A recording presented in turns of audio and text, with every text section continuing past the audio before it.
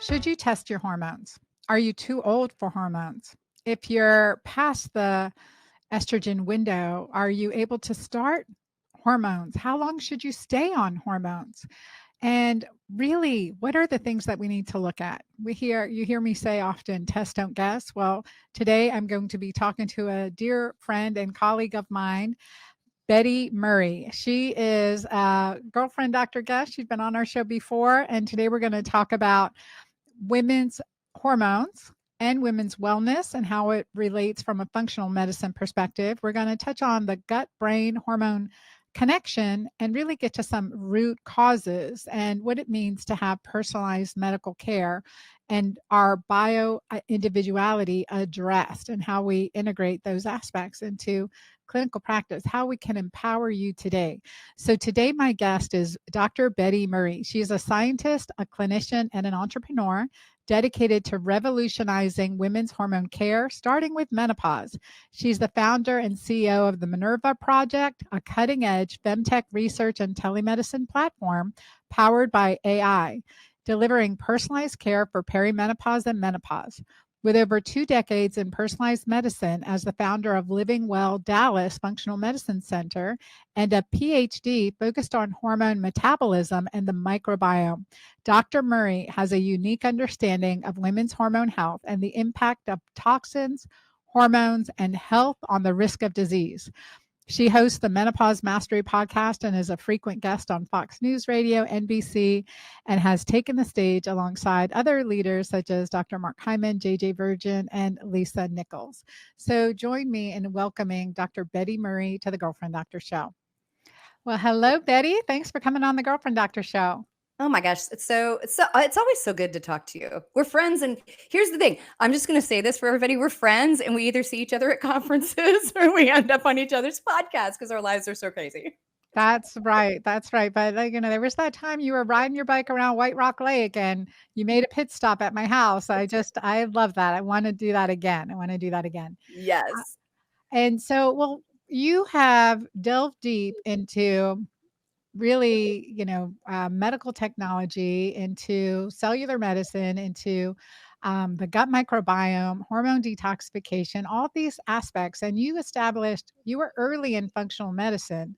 And then before you entered menopause, you started really digging into menopause. So I want to hear what drove you in this direction. Yeah. So it's funny. I actually wanted to go to med school when I first started college, right? And just to make matters more interesting, I was raised Christian Scientist. So I had never been to a doctor except for to get on the pill. Put myself on the pill just in case, but I'd never really been to a doctor from like birth all the way to 18 years old. But I was fascinated with medicine. My dad had his first heart attack when I was 6 years old. So it was one of those things that we ate well and we did all that other stuff, but I was fascinated with the science of medicine.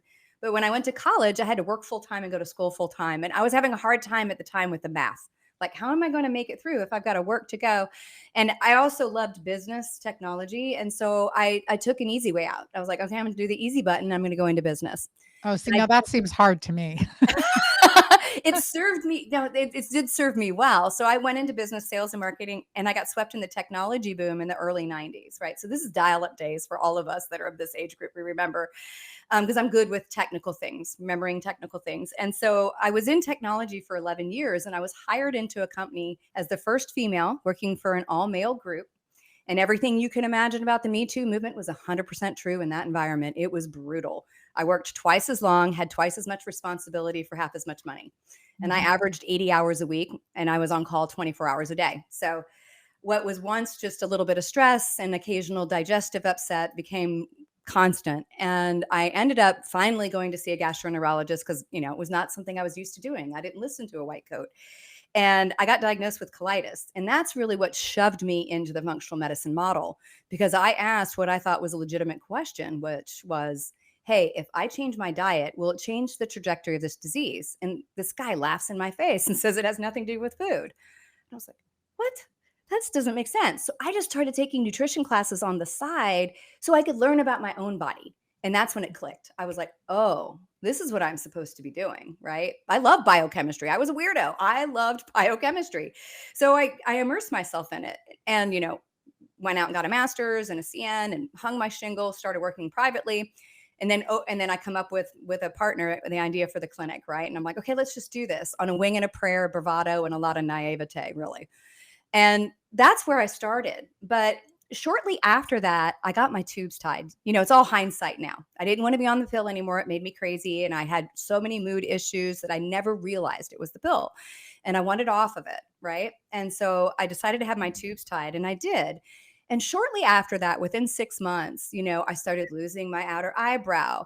I started having all kinds of wicked period problems. My periods started coming closer together. Acne, hair falling out.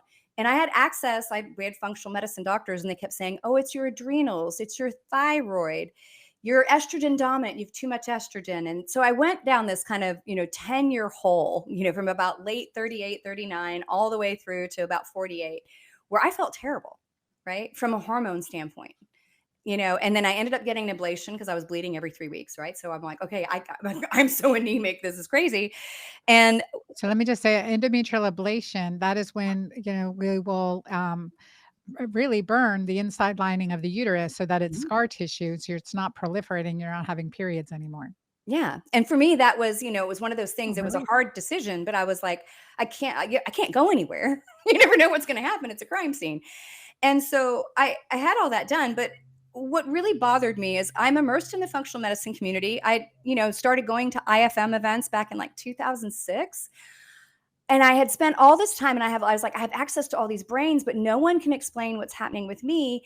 And I always joke that I've got the outlier patient, right, coming to our clinic, or the outlier clients, right? They're the ones that everybody goes, okay, we don't know what to do with you. Just, you need to go away. And I was like, these are my tribe. I'm the 20%. And so for me, I went back and I immersed myself really in the biochemistry of hormones and hormone metabolism. My dissertation looked specifically at the interaction with the microbiome, because I was like, I think this might be not the only thing, but I think it was a big part of why I had such a horrible perimenopause, because I gained like 35 pounds in 6 months, and I held that for 10 years. And as a nutrition professional, I did not talk weight loss with anybody, fat loss, weight loss, because I was like, obviously, I don't know how to fix it. So I was like, no, autoimmune and hormone problems only. And so when I went back and really got into it, I recognized there's a lot of gaps in women's health, particularly around how we metabolize hormones or detoxify them.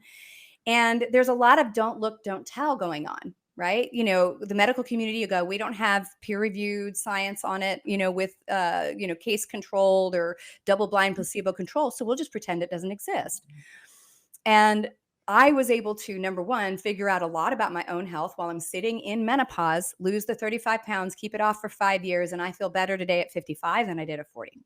Woohoo. Yeah. And I was just like, and part of it was, someone asked, when did it hit you? And I was like, I like to call it my Menrva moment. That's the goddess of science, medicine, and war. And she sprouted out of Jupiter's head, fully grown. I was like, oh, mine was a series of paper cuts. Like, I didn't have a single moment. It was just, I had had enough. And so now I recognize that a lot of women that have these sort of hormonal issues, they're falling into this hole where we don't always know. And then conventional care does a really poor job of helping individualize care to women because they assume we're all the same. That is so true. And so then you dug in, like you had this nutrition background, this clinical nutritional scientist backgrounds, dug into functional medicine, going through your own journey. And then it's when you dug into the gut brain microbiome connection that you really were like, okay, I know what to do here. So, all right, tell us what to do, Betty. I mean, like, okay, we all want to know, what do we do? What, like, and it's often that we talk to conventional physicians and like, oh, we're not testing hormones, or you don't need to test hormones, or birth control pills through perimenopause, and these destructive concepts that we hear over and over again, which leads women to really be disconnected and not at home in their body. Oh, 100%. I felt like I was an alien hanging out in some other person's body. I was like, if I feel this bad now, what's it going to feel like when I'm 75, 80 years old? Mhm, mhm. Yeah. So I totally get it. So Totally. when you got into that, so this gut brain hormone connection and the microbiome connection, what was the like what really struck you first that made you say, yes, I'm onto something? Yeah, I think some of it I want to give a little bit of context. So I'm a logical person, probably to the extent that I probably annoy people because I'm like, that's not logical. So we need to kind of go down that road a little bit. So the thing that bothered me the most is number one, if we look at diseases, IBS, 3 out of 4 is women. Autoimmune conditions, 9 out of 10 women. Pretty much dementia.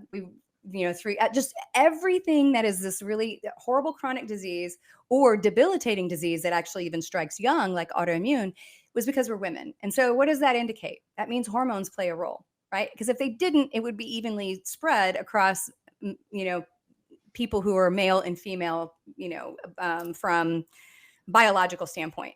So that was the first one. And number two, the thing that always bothered me about this standard line about hormones was, oh, it's perfectly fine to give you God knows what kind of dose on a birth control synthetic all the way through menopause, but something like magically weird happens like at this one date, and then hormones all kill you. And that our risk for hormone sensitive cancers rapidly increases as we age postmenopausally, right? When you have no hormones. So I'm like, okay, if hormones were going to kill us, then every 20-year-old should have a hormone related cancer.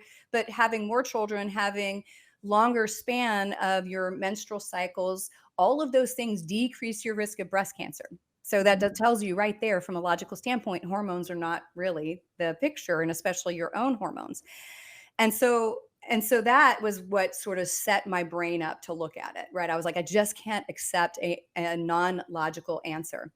And so when I dug in and really started looking, it's not the panacea for everybody. I mean, I wish I could say this is it for everybody. I figured it out. I got the answer. It's not that, but I think it is for a lot of people. And what we know is if you were to take 100 women and line them up in a line and look at every single one of them, we 100% look different. And a big part of that is, yes, our ancestry and other things, but another big part of it is what hormone levels we had distinguish how you're built to some degree, right? Like I went through puberty and I went from being one of the smallest people in my school, kind of wafy looking, to like badonkadonk butt in a size D in like less than a year. I went from nothing to very curvy when my menstrual cycle kicked in. And so, I probably had more estrogen than the girl that was, 5'11" and very lean and long. So the reality is what hormones it took for you to have fertility levels relative to what I had, we don't know. That is an entire black box. So without testing, right? In a perfect world, we would check somebody at, in their 20s when they feel ideal. Let's say they actually feel ideal. Not everybody does, but let's say they feel ideal. Let's test a few times and see where your norms are, because then that could also signify where your norms may need to be as you head through perimenopause and menopause, or at least gives us an indication. But right now it's a guessing game. And so what we know is if we look at women, if we're using the gauge of vasomotor symptoms like hot flashes and night sweats, which I never had, I have yet to have a hot flash and night sweat. I had 1,000 other, but that was not it. If that's our gauge, we could be under treating, assuming that that's going to be our gauge of appropriate treating. So we're not getting the protection to the brain, the heart, the bones, or we could be over treating and giving what may not be a really good dose, and it may overburden other systems that require us to get rid of it, which would be the detox or biotransformation pathway. And conventionally, the idea is, well, we're close. They're not complaining because it's a lifestyle thing and it's a quality of life thing. It's not a preservation of and risk avoidance of mortality, right? That's because we conventionally think of hormone replacement for menopause as we're just trying to get rid of your hot flashes and make you want to have sex, which is obnoxious, right? So the reality is I work under the paradigm that we need to know, are we therapeutic? Are we too much? Are we too little? And there is pretty good data, at least in blood work, to give some good basic guidelines on estradiol levels, right? It's not perfect, but it's a good guideline. So we're a big advocate for testing before. So good example, we had a woman that we tested levels of their hormones before. She's 5 years out from menopause. Her estradiol is in the toilet. We would expect that because the ovaries are no longer making any things. The eggs are out of the carton. There's nothing left. But her estrone, which is made by our fat cells, was higher than what would be expected in a menopausal woman. That's important to note. And so we still test. We test before, and we definitely test as somebody starts going through treatment with our medical providers. We make sure that we're looking at symptoms and also therapeutic ranges. Well, I think it's so important to test not gas, right? And what gets measured gets managed. So this is an important concept. And again, we have to keep learning, recognizing that women's health care is in its infancy. We're in the dark ages still, but we're starting to break out of it and starting to see the light a little with advocates like you that are speaking up about this too. Now, when you had that gastritis issue, colitis, Mhm. and that was stress induced because you weren't on antibiotics, Nope. you had a clean environment, you weren't exposed to, a lot of the pesticides, the glyphosate, the chemicals, not in your upbringing. You weren't Uh-uh. exposed to any of that. It was stress-induced gastritis. So Mhm. that really messed up your gut microbiome. Yeah.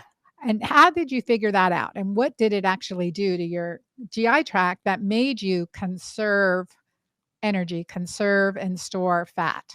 Yeah. So, yeah, it's interesting that you say that. Yeah. So, I've never been vaccinated in my entire life because we didn't go see a doctor, right? Christian Scientists don't do that.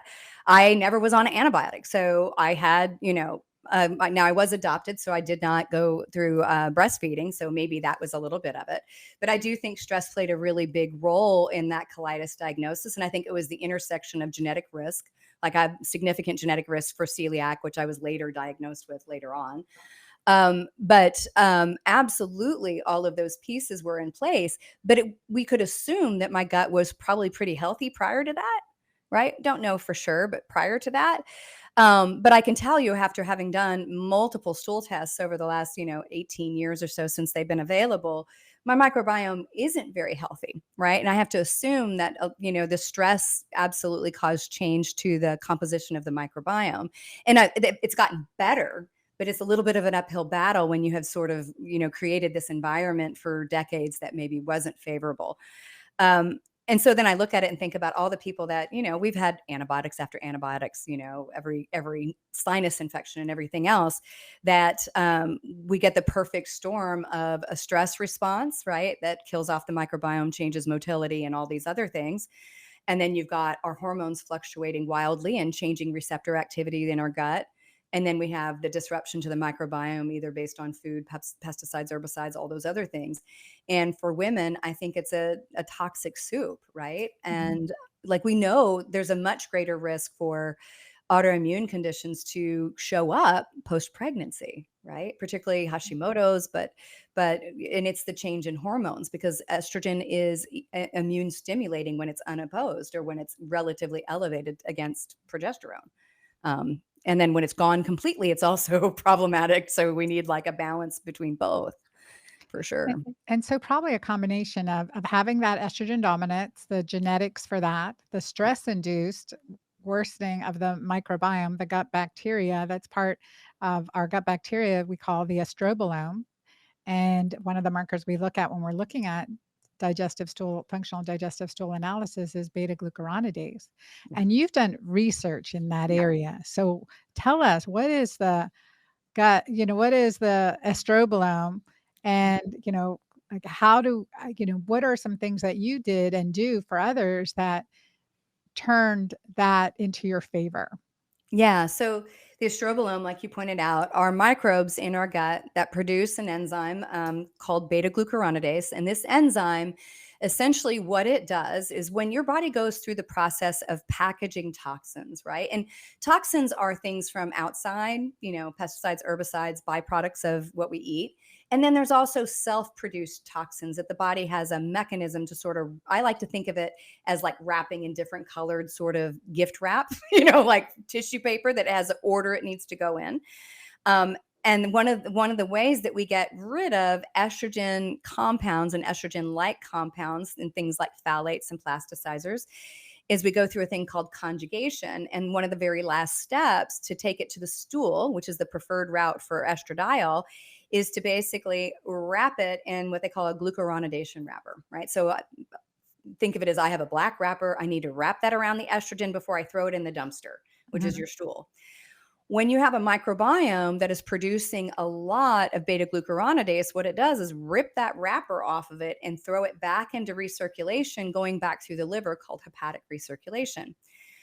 What's interesting is if you have a lot of this activity that has association with colitis, Crohn's, ovarian cancer, breast cancer, loosely correlation, right? We don't have a ton of research there, but we do have research saying because it can be pro-inflammatory. What's interesting too is your level of bacteria in the strobilome also changes over time, right? So we always look at those things and we go, that's bad. We can't have the estrobilome. It needs to go away. I'm like, wait. Nature happens for a reason. And when we start to go into menopause, the bacteria that produce beta-glucuronidase start to rise naturally. Because again, estrogen is so important to the body. It's a symbiotic relationship. That bacteria is going to help us mobilize what little is left being made by our fat cells. So it's all about dose and how much and how little. A good functioning estrobilome that's balanced is going to help mobilize estrogens back into the blood supply. And again, you got to remember, until basically the Industrial Revolution, the estrogen that we had on the planet was ours. Mhm. Right? Mhm. Now we've got all these chemicals that look like that. So this is a new adventure for our body. We know all these toxins that look like hormones never existed before. So it wasn't a problem. Right. But now you have all these other things that are overwhelming the system that can also cause these things, these sort of broken, nasty pesticide estrogen like compounds to go back into the body and recirculate.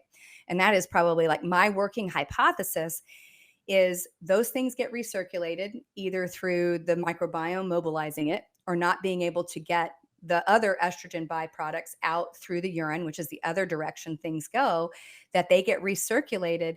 And when I don't have my own natural, healthy estradiol coming from the ovaries and estriol, that's a byproduct, that hits the more protective receptors like estrogen receptor B, which is cancer, kind of slowing down, that leaves those receptors open for toxic byproducts that shouldn't be hanging out there, right? Mostly estrogen receptor A, which is cancer proliferative, and they need to be balanced, but most of those toxins have a preferred hit on that estrogen A receptor. Here's the other thing I thought was interesting, Anna. It never occurred to me for the longest time, but I didn't realize until, probably 10 years ago that tamoxifen is a synthetic estrogen that binds preferentially to the estrogen receptor B. And I'm like, interesting. Our hormones are really deadly, but one of the most preferred drugs to use, particularly in postmenopausal women for breast cancer, is a synthetic estrogen, right? Right. And so all of this, to sort of pull it together, our microbes affect our hormones and what's available, and our healthy gut makes a healthy byproduct and helps keep everything balanced, and unhealthy gut does not. Our diet is significant in improving that or making it worse. And depending on the woman, we don't know how much you have going through there if we don't look at it. Mhm. Right. And if you're on other medications, right, there's a whole host of medications that also move through those same liver pathways that will alter how those things work. So if you're on, statin Birth drugs, control pills birth too. control, yeah, SSRIs, anticoagulants, pain medications, all those things are going to alter how all of those pathways work. And again, conventional medicine goes, well, that's too many variables to look at a study, so we just won't look at it. Right. Because I get that all the time. Well, I want evidence. I'm like, well, if you don't look at it, it's really hard to get evidence. Like we can do better science today. We can do it. Yeah, we can definitely do it. And I think too, going back to your history, thinking of this, like the stress factors, the birth control pill, which can disrupt the gut microbiome and it's can damage estrogen receptors. And then the tubal, you had post-tubal syndrome.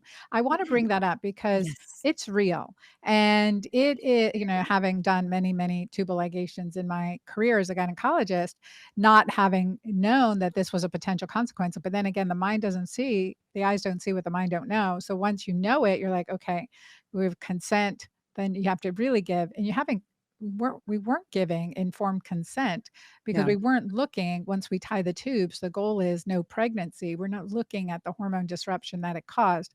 How does that tubal ligation cause that post-tubal syndrome, those symptoms that you were experiencing? How do you think that affected you?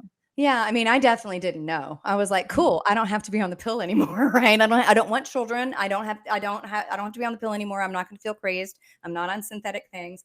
You know, what I have found so far and what I understand is often it disrupts the blood supply and their nervation to the ovaries. So here's the crazy thing. So for people that don't think this is real, I have no visible ovaries in my body, but I have never had them taken out.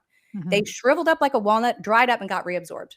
So the all blood supply was damaged. all while looking estrogen dominant. Mhm. Right. I genetically, I'm clearly estrogen dominant. If you look at my hormone pathway, you're like, oh, absolutely, 100%. And so the other thing that I think, because I had that preconceived notion that I was estrogen dominant, I couldn't track my hormones anymore because of my period. So I had to use labs. I was so terrified of touching estrogen because I was estrogen dominant and I was still fat. Pardon me. I was still overweight. Like I was still like, what is going on here? I know for a fact that I failed to allow anybody to put estrogen in my body way too late in the game. Mhm. Mhm. Way too late in the game. And and I know that now, and there's so many different reasons. And I was checking labs, but you have to be able to kind of put that into context. And like you said, if you don't know to look at it, the brain won't see it, Yeah. right? Well, and I think it's important to think, okay, we think about what happened physiologically. So you had the tubal, the ovarian blood supply diminished, creating less circulating estrogen for you. So your body said, okay, I need fat because fat is an organ which produces estrogen.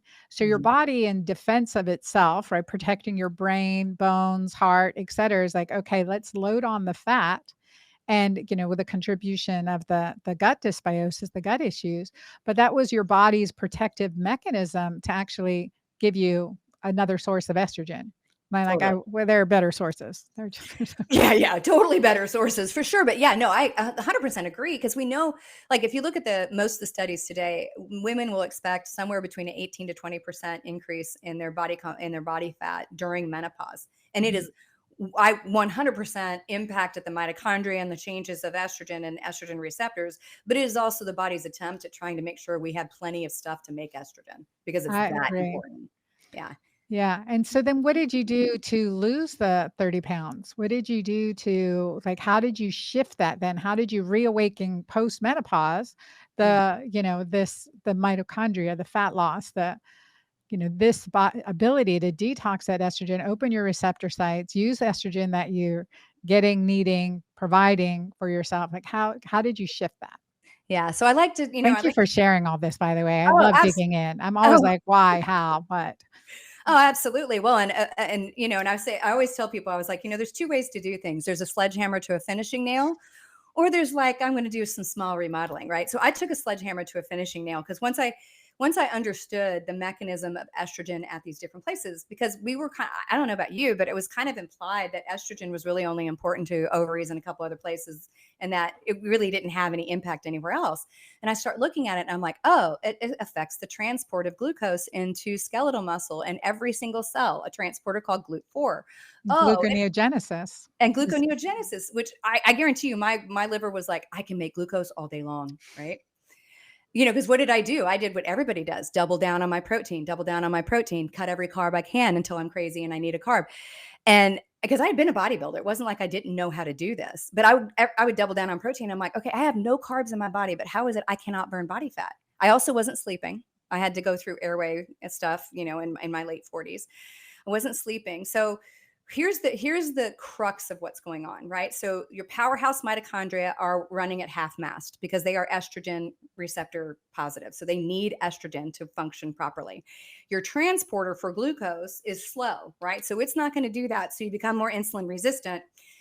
Your liver makes glucose out of non-carbohydrate substrate. So things like protein, it gets really good at that. That's why metformin is so good at helping some people lose weight, because it suppresses the gluconeogenesis activity to some degree, right?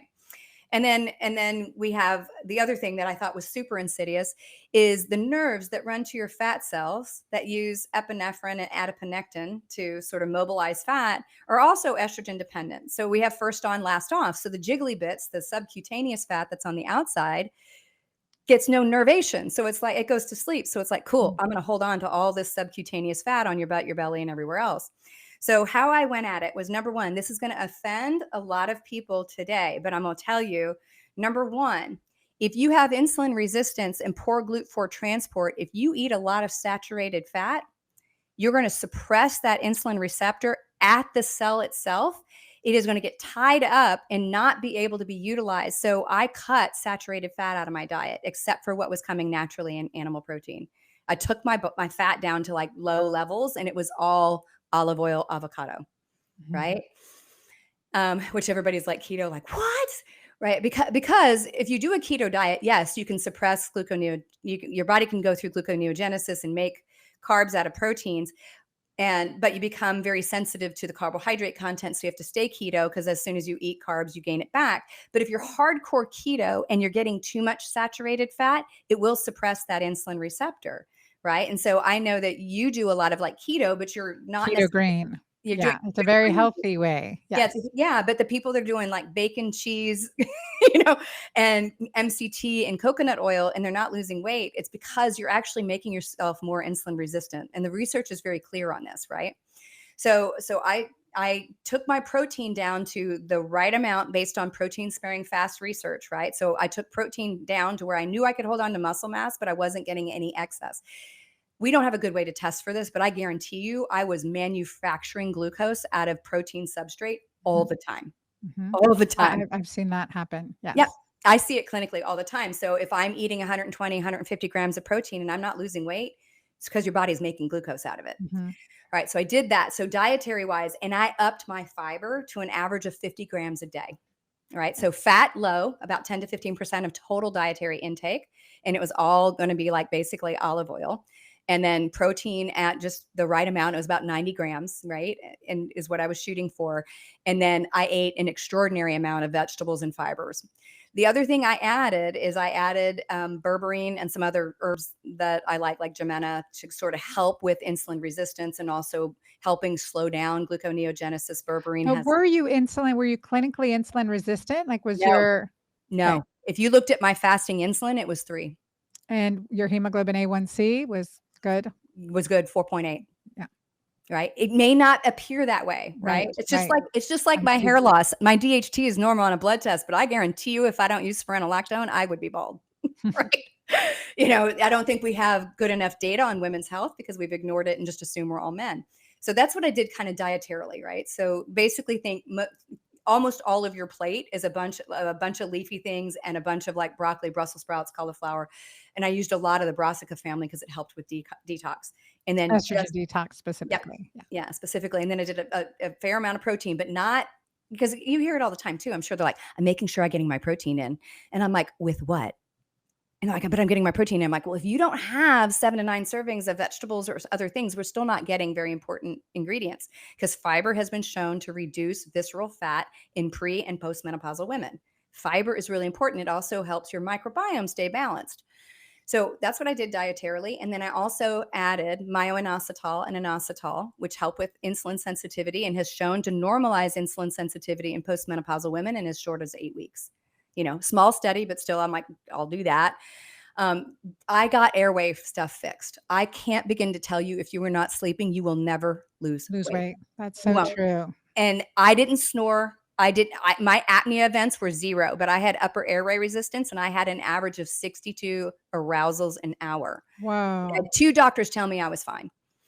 And I haven't Wow. slept in my entire And life. you monitored that with your, smart, like, with a Whoop band or Oura Ring or They're something? not sensitive enough to pick it Oh, up. this I is had 3 different sleep studies. So the okay. first time I had 8 years prior was 42, and I was sleeping an average of 3.5 hours, right, between the broken sleep. And I was tracking that out on Oura Ring, and all the sleep docs are like, "You don't have apnea, you're cool." And I'm like, "Look, I am afraid I'm going to have an aneurysm because I can't sleep." Mhm. But I can tell you, I had our Airway stuff done. So when you met me, I had gone through palate expansion and braces to move my teeth. I sleep a solid 8 hours. I have never done that in my entire life, ever. You know if you were desatting at night, like checking your oxygen? Not a lot, Not a not a lot, lot. so But what not happens when it's upper airway, and the range for women is much more narrow than men. When you get into REM, because you're going into paralysis, the suppression of and basically the diameter of the windpipe, the airway gets smaller. The loss of progesterone also affects the Mhm, tone of that. mhm. And what happens is it's now become a cocktail straw. And so what often happens is you may not wake up, you may not snore, you may not desaturate oxygen. So if you were looking at that, it was normal. But essentially what happens is the brain and the amygdala are getting these arousal messages like, what, every few seconds, what? And so I would never get REM sleep. And it's crazy how well I sleep now. Like, I'm a cyclist. I am 2 miles an hour faster at 15 years older. And Nice. and it is 100% Airway. I was robbed of my athleticism, I would like to say. Well, you figured it out, and again, you advocated for yourself, and so you did your Nancy Drew detective work Yep. and figured that out, and I think the sleep, this, concept of oxygenating well when you're sleeping is, well, number 1, you got misdiagnosed a couple times, right? Yeah. So often it's underdiagnosed in women, Mhm. and, many of the things that we do, I always say, if you don't wake up feeling rested, like you had a good night's sleep, we gotta figure this out. And 100%. dental factors, oral airway, and there are lasers that can be done. Did you do any of the laser for the opening of the airway and We chose to realign the bite, because I also had TMJ. I didn't have a lot of pain from it. We chose to realign the bite, and I could have done a mouth guard, but I'd already failed mouth guards. I would wake up and it'd be sitting by like denture totally? beside me on I the can't plate. stand it, I yeah. can't stand it. I was just like, "Oh, it's right beside me on the pillow. I can't stand those." So I was just like, "You know what? I'm gonna go put on a grill and just survive with it for 4 years." Yeah, yeah.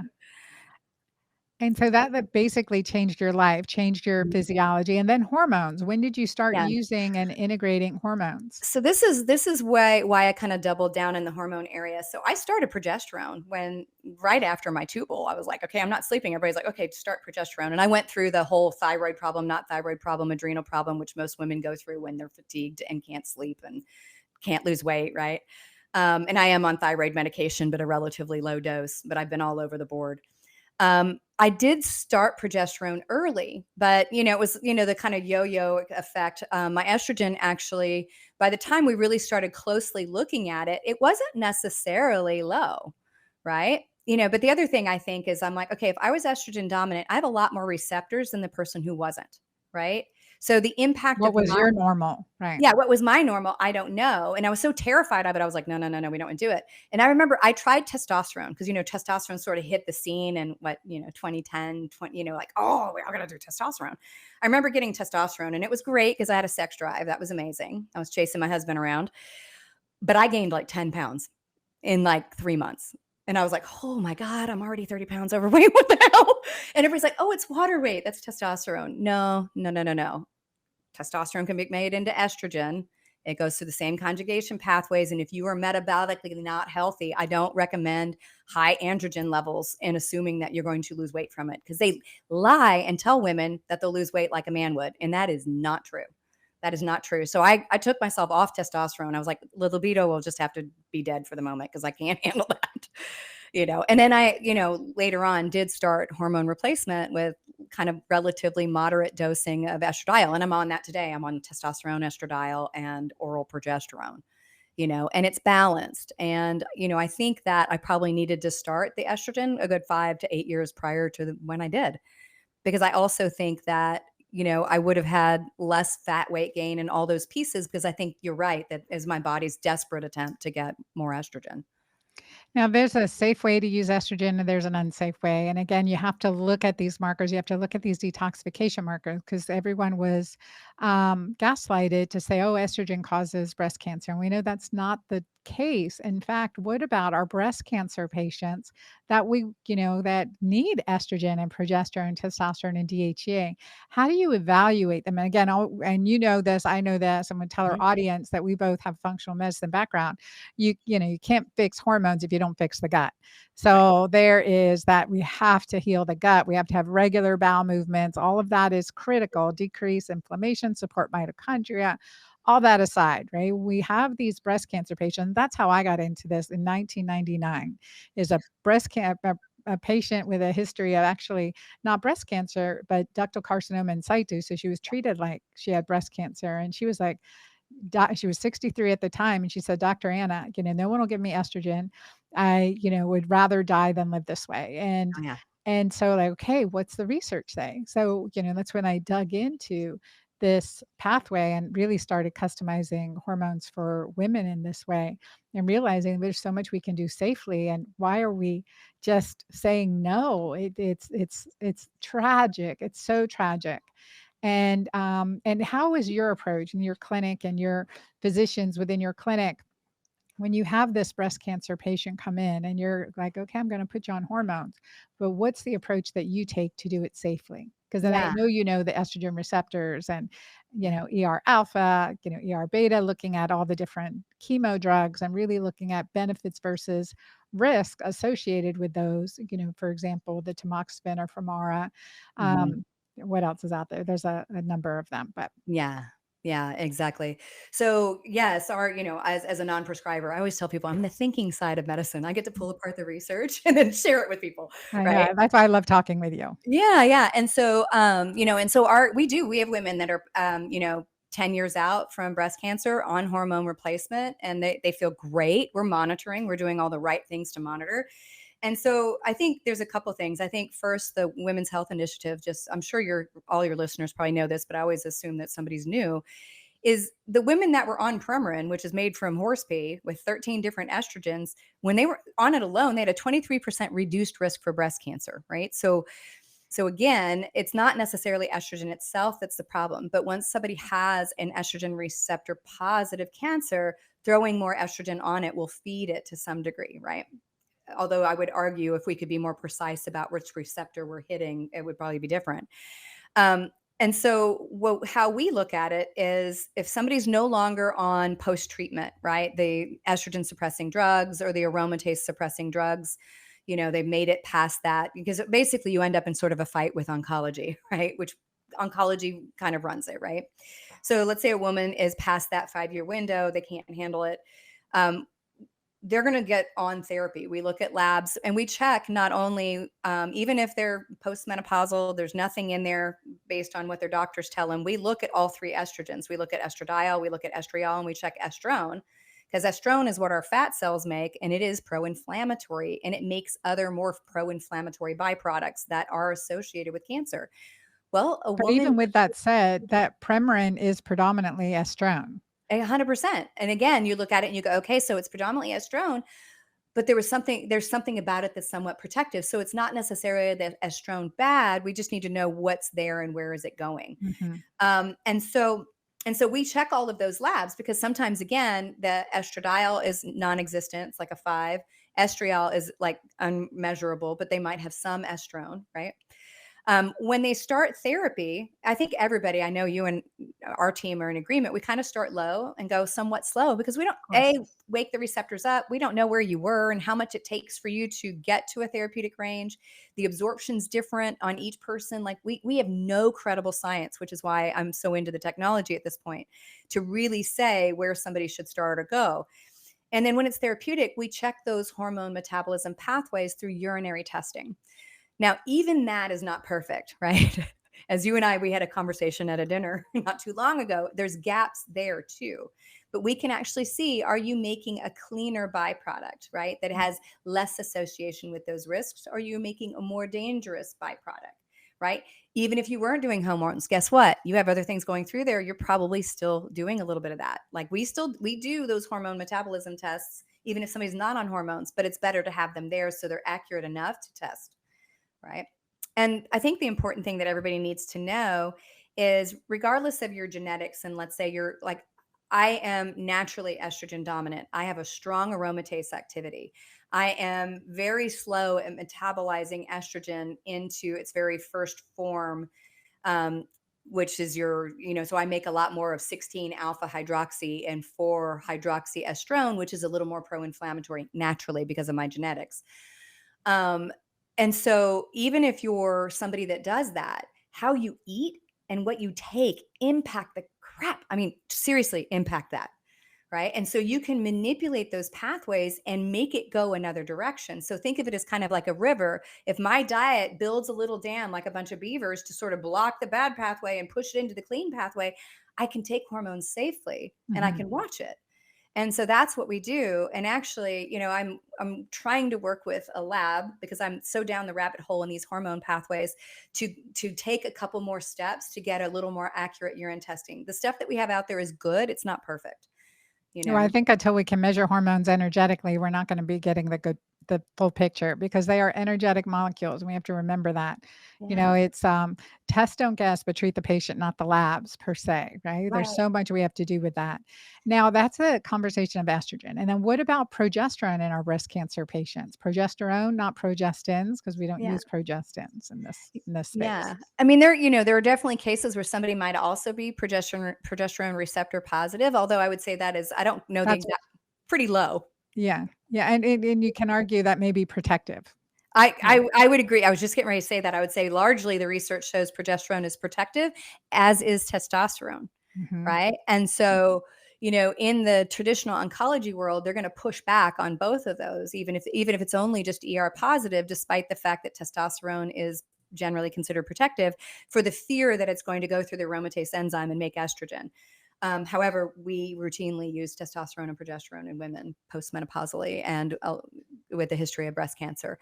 I think until we're able to really test the receptors, I know, I wanna be able to test receptors, progesterone receptors specifically. There's something so yeah, magic about progesterone and pregnenolone that we don't understand, and I it's agree. just progesterone's got such a bad rap because of the progestins and birth control pills and Provera, et cetera, and, but I think there's something so much more magical than 100. the I thing. agree 100%. Well, I know you and I feel this way, but it's this argument. There's a big push online with more conventionally trained clinicians to say, well, you shouldn't take estriol. We need estradiol only. And I would say, uh, not necessarily, because again, I don't make a lot of estriol, right? But estriol has a preference for that estrogen receptor B. Yes, it's weaker, but I think I don't think the body makes anything by accident. Like it's there for a reason. And I think there are cases where having estriol on board in support, and it's the distribution between how much estradiol somebody gets relative to estriol. We don't have good science on that. That's sort of a guessing game. Is it an Yep. 80-20 or a 50-50? But I think there's a reason to have it. And I think it's probably, receptor affinity, but we don't know. Well, And so we have to figure that out. I will tell you that early on in my practice, I had a patient who had MS, multiple sclerosis, and Mhm. was working on a lot of things with her. And I had dug deep into research, and a study I found that was E3 estriol 8 milligrams daily improved immune system and decreased symptomatology of the MS. And that was a study, and it was looking at cognitive health and reducing the imaging that what imaging do we do for MS now? The neuroimaging Yeah, neuro that could MRIs. see. Yeah, and so it improved those findings, and it was with 8 milligrams of E3. So it was really fascinating, but it was like, it's been a while, but I haven't heard much in the research about it since. It's definitely part of when I'm customizing hormone therapy. Initially, I may start with estradiol, but I like to customize with an E2, E3 combination Yeah. whenever that's possible too. It's one step at a time. Start with one thing at a time, right? Yeah. Well, and I think the challenge is, women's health has been underfunded and, underappreciated. And I don't think we're in a time period right now where we're going to see a lot of positive movement unless it's done completely privately. But the reality is when people are told that, so when a woman that listens to this and they're told by their clinician there's no research there, it's because we haven't looked. It's not because it's not there. We just haven't bothered to look.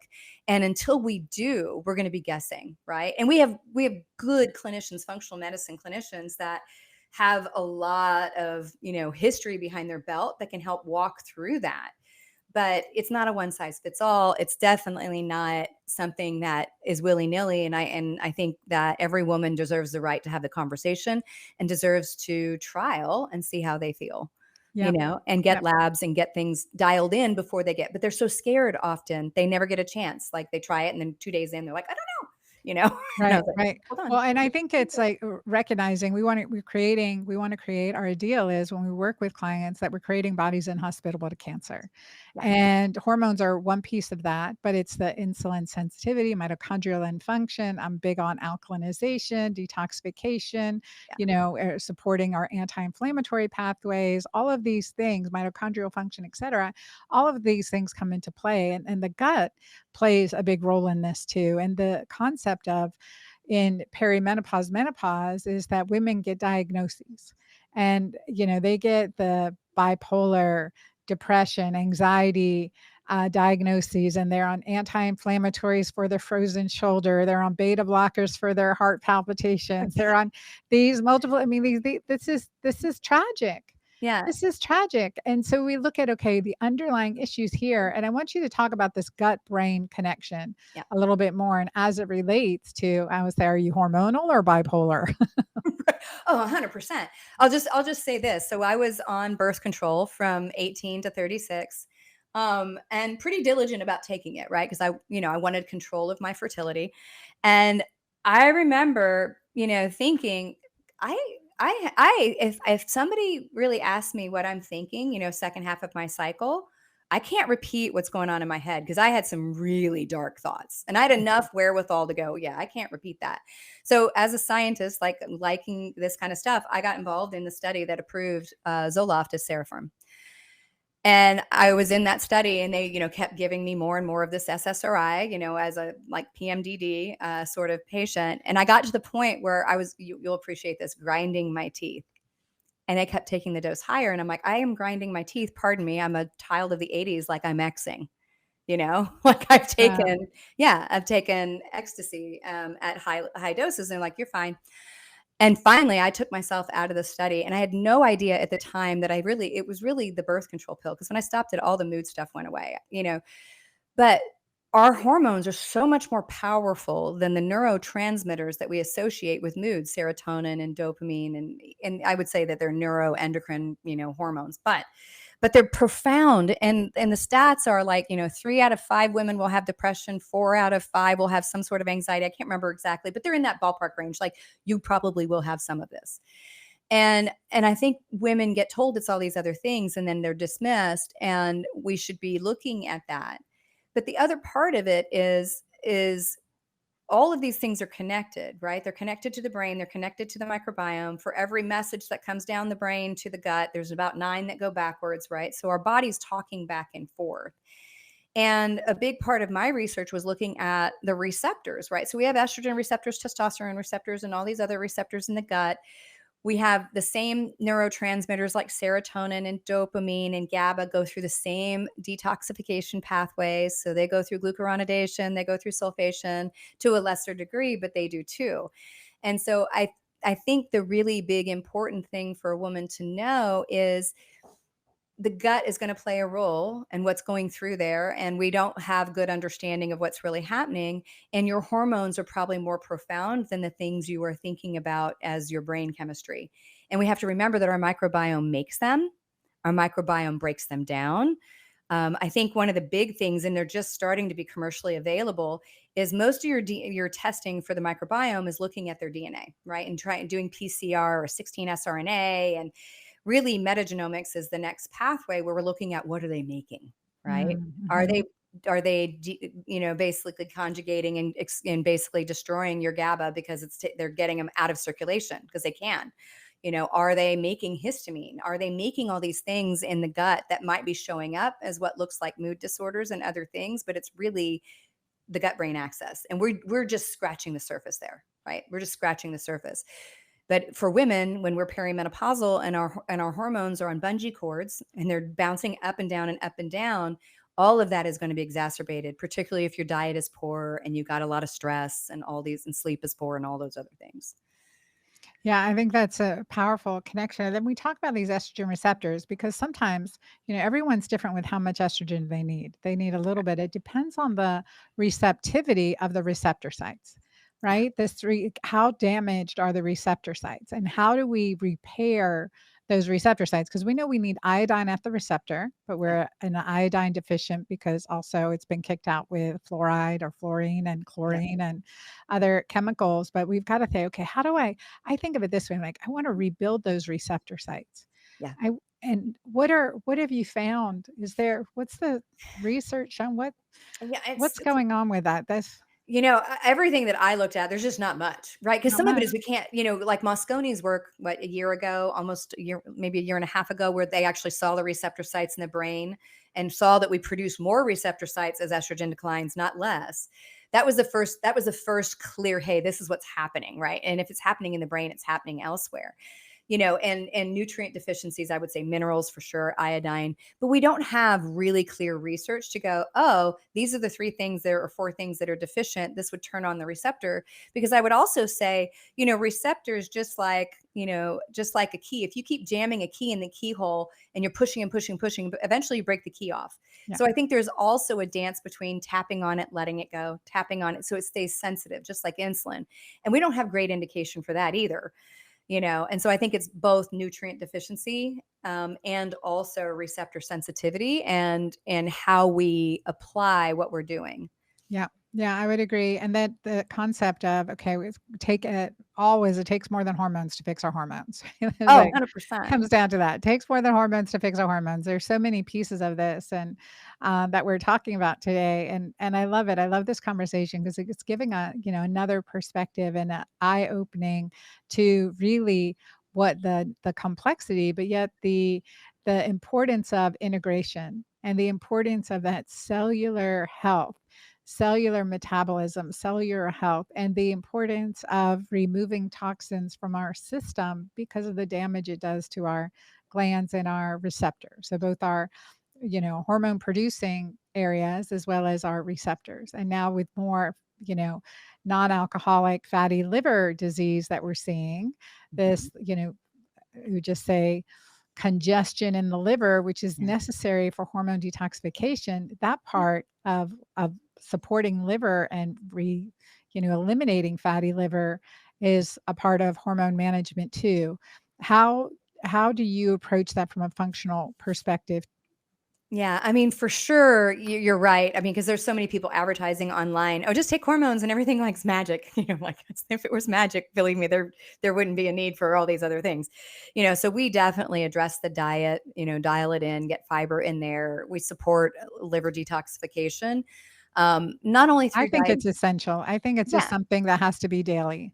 yeah, it's funny because I wrote a book in 2009 about cleansing and detoxing because that was where I sort of deep dove into the literature and a lot of it I was running groups and all these other things, which was super helpful. But I always ended the group and I was like, now you're detoxified. You're going to retoxify as soon as you walk outside because this is an everyday adventure. Yes, it's cool to do like a little more like deep and dive thing, but you're going to retox as soon as you detox. So the reality is this is an ongoing daily adventure where you need to support your body's natural ability to clean the junk out, right?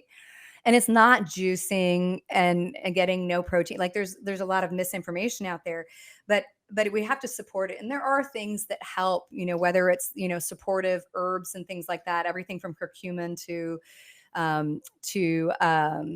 dandelion root, like all of those things. But I always start with food, right? I'm like, you need the bitter foods, the brassica family. You need herbs and nutrients and the citrus bioflavonoids. We need to be eating those things on a regular basis, the bitter plants.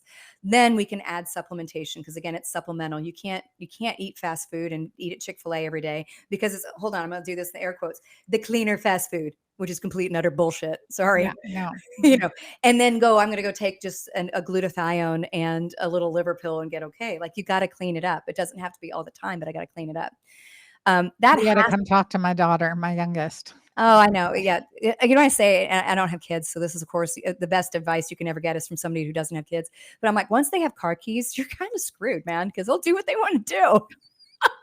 You just pray that they picked up your habits enough to go, this is it, right? Eventually it sinks in, right? Eventually it sinks in. But you do that. That's the foundation, right? And you make sure you sweat and that you're doing weight training so you preserve your brain, your heart, your bones. And you do I'm a big proponent of zone 2, right? Zone 2 is getting the heart rate up just enough to be in that fat burning zone, but to help with mitochondrial biogenesis and sweating. And you do those things, but you don't have to do it every day. Like I do it on the weekends. You get to see me when I do it. When I go out cycling, that's why I'm doing it. I'm knocking out like an hour to 2 hours so I can get some zone 2. And then you look at hormones. You don't put hormones into a metabolically deranged body because the thing is women, you won't feel good and you'll blame it on the hormones when it had nothing to do with them. It had everything to do with the trash can they got put into, you know? And I think that's really important. And for the women that are worried about breast cancer, worry more about the alcohol consumption you have and your body weight. Because depending on the study, it's anywhere between 17 and like 32% risk increase on those two things alone, even if it's just a drink or two. right? Mhm. And I have Mhm. so many women that are like, I'm so worried about breast cancer. I can't do hormones. I'm like, how many glasses of wine do you drink? Really? Really? Mhm. Like, Mhm. no, those moderation, that's not real, Mhm. right? Do I drink wine? Yes. Do I do it every day? Absolutely not. Yeah. Yeah. Yeah, I think it's so important to realize that too, that I always thought, alcohol increases estrogen dominance, but actually it's interesting that I read this study published last year. They looked at estrogen dominance increases binge drinking in a study on a Oh, rat I haven't model, seen but it that. was fascinating, fascinating. So you think, okay, you're in this perimenopause hormone imbalance state, progesterone's deficient, and that's driving you to drink more. It's not just one glass, it's two. It's like, can't leave the bottle there. It's like, there's a reality to this, and everyone's different. Mhm. Everyone's different, but a lot of grace. I give a lot of Yeah. grace around this issue.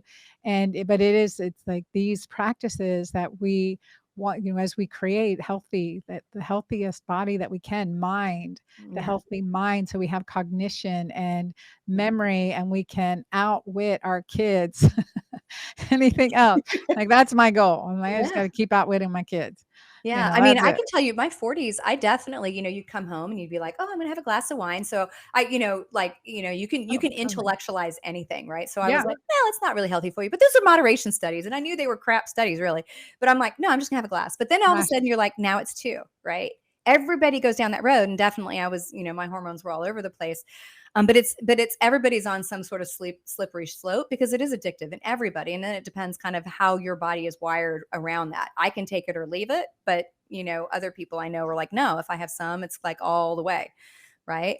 But it's so easy to all of a sudden say, this is mommy's little helper. I need a glass of wine to make it through dinner, and now now I'm doing a half a bottle. Now I'm doing a bottle, and it's not a willpower problem. It's not a morality problem. It's an addictive drug and a biochemistry issue that's going to make it harder to stop. Yeah. Yeah.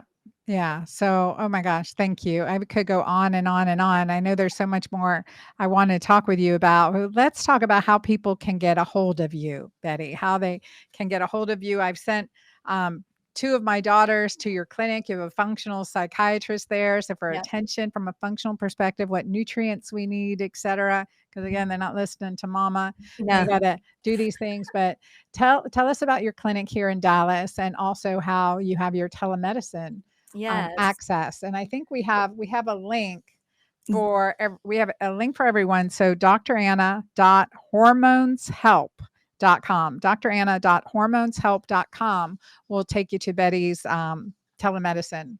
Yep, absolutely. So yeah, so the telemedicine arm is a project called the Menrva project, and so that on one piece of it we have telemedicine, so we can provide functional medicine informed bioidentical hormone replacement across the U.S. Um, and then my clinic I've had for 20 years, and it's Living Well Dallas Functional Medicine Center, and it's in North Dallas.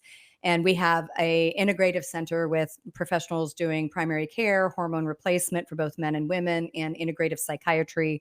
And then we have gut health professionals for nutrition and health coaches. We have a DEXA device, so we have a lot of toys, a functional QEEG. So I like to call that's our institute, that's our think tank. We spent 20 years building the framework for the Menrva project. And then the other part of the Menrva project is actually an entire technology build to build basically the woman's first women's digital health platform that goes all the way from symptom identification all the way to how are you taking your medications and your titration of your hormones, so we can actually predictively tell you what needs to happen because we've got data, right? So that's a larger play. And so you can find me at both of those, definitely Dr. Anna's link. And then you can listen to me at Menopause Mastery Podcast. I put one out every week, and we're going to have Anna on soon. And then you can I think find I me. was one of your first guests when you Yes, started you the were. podcast a few years back. Yeah. Yeah, yes, you are. And we're going to have you back on. And then you can find me on like Instagram and Facebook at Dr. Betty Murray, and then on LinkedIn under Betty Murray. And so you can find me in all those places, and I'm out and about. Yeah. you Oh, know. and you're speaking everywhere. And we will put all those links in the show notes. But definitely check out dranna.hormoneshelp.com and check out what Dr. Betty Murray is putting out in this world. And I'm so looking forward to you having, I mean, again, data helps us drive decisions, and again, looking at safety profiles and looking at risk factors and Yeah. saying, okay, what's the safest way we can do this? Yeah. Right, right. Well, and the reality is in order for us to really, I think, fix the women's healthcare crisis, we need to have women have that control of their own body as an N of one, right? Because we're all different. And the other part of it is we need pharma to be out of it. We need NIH to be out of it because it is completely compromised. And we need big medicine to be out of it because all of those people are pulling strings and they're telling doctors what to do without being doctors, right? Mhm. You're if you're in insurance, the person in the cubicle is making the medical decisions for you because they're Mhm. telling the doctor what they can and can't do. And so I am firmly in belief that we need to pull it all the way away from there, keep it private so we can actually have unadulterated data to make medical decisions, to help provide research to then help make more medical decisions. And so, Mhm. yeah, that's the hill I'm dying on at this point. That's it. Thank you. I'm so glad you are taking that stand, and you're just like, trailblazing in this and adding all those steps, like what life led you through from business, technology, cellular medicine, nutritional medicine, and the hormonal health, and using your experience to help so many, you know, tens of thousands of other women and men. So appreciate you so much, Betty. Thank you so much Thank for being here on the Girlfriend Doctor Show. And we'll definitely have you back. We want to hear more about the Menrva project and as that launches, Yes, how thank you. also we can support you. Thank you. Thank you so much. Thank you for having me. My pleasure. So, my listeners, I thank you so much. This was a in-depth discussion, and you're going to listen to this again. Please listen to this again and share this episode with those that you care about in your world. There's so much information, there's misinformation out there, but I can tell you this, Betty is a trusted resource. I come to you as a trusted resource. We have gone through conventional medicine, and we dug into root cause medicine and personalized medicine because we see this is where we can help you the most. And ultimately, you have good intuition. You are designed to know what works for you and what works against you, and to be an advocate for yourself. You're your own best advocate. And with that said, keep putting your Nancy Drew detective hat on and figure out what's going on. What's your next right step? So thank you. Please share this episode far and wide. I appreciate you. Till next time, this is Dr. Anna Cabeca. Thanks for watching another episode of the Girlfriend Doctor podcast. Check out all the links below for more.